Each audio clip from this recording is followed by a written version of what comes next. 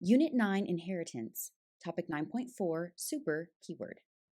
The keyword super can be used to call a superclass's constructors and methods. We saw this in lesson 9.2 when we learned how to create subclass constructors.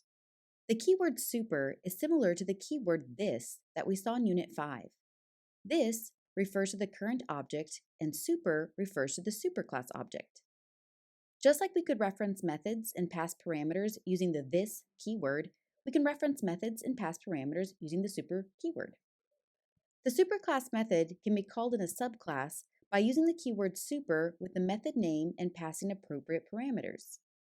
Remember that the object calling the method holds the power over the method. In this example, when the keyword super is called, it is accessing the superclass constructor and passing the actual parameter values to it.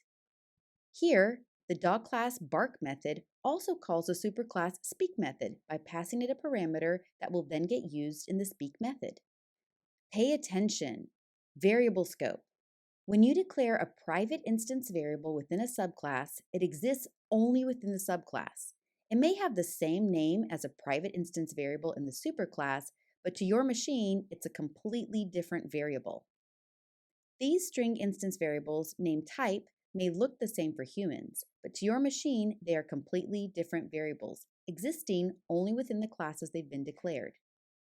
In summary, notice that this is within an inheritance relationship. In previous lessons, we saw how we can use the super keyword to call a superclass constructor. In this lesson, we extended that concept to see how the keyword super can be used to also call methods in the superclass. The 9.4 daily videos 1 and 2 explore the super keyword in more detail along with some practice problems.